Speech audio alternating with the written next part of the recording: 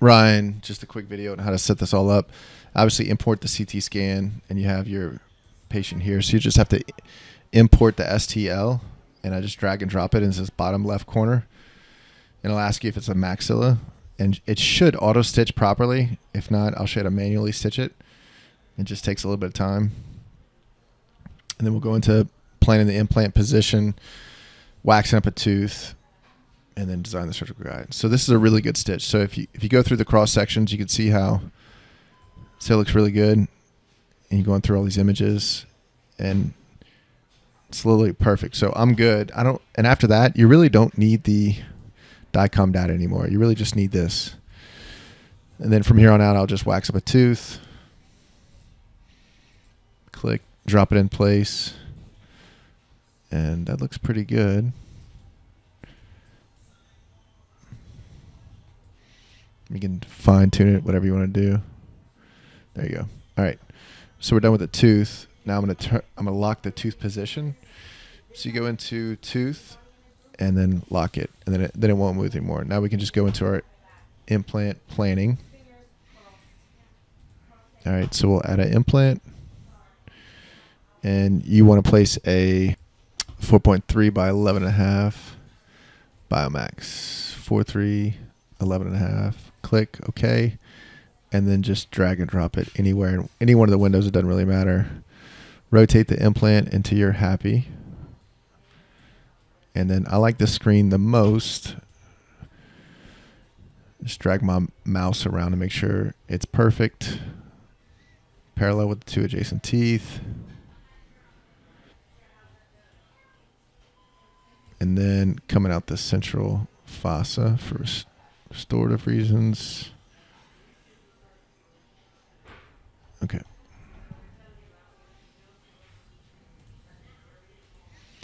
And then looking at the tooth from this position, it's kind of at an angle. I'm not sure if that's our roots or not.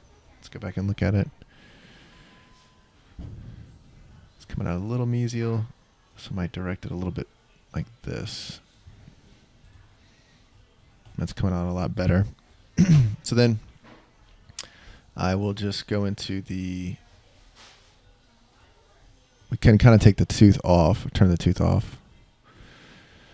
And in the implant, we want to see the guide pinhole. I'll do a pilot drill and then change this to 2.1.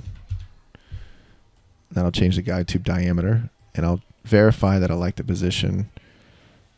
And it might be just a hair too close to the canine.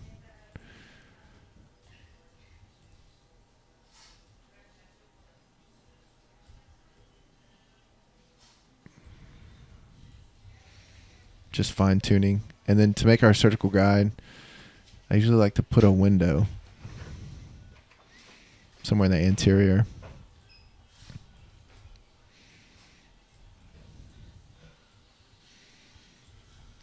And then go into the guide design panel. We'll click on maxilla, draw a curve, and you'll have to hold down control for this, or shift.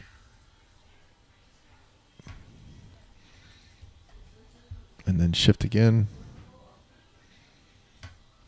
And move any of your nodules that you want to move. And then create surgical guide. And that's pretty much it. That's your surgical guide, and this can get exported. So to export it, you do File, Export Data, and click off of everything. And all you want to export is your guide with windows. Export. And that's it, brother. Hope this video helps.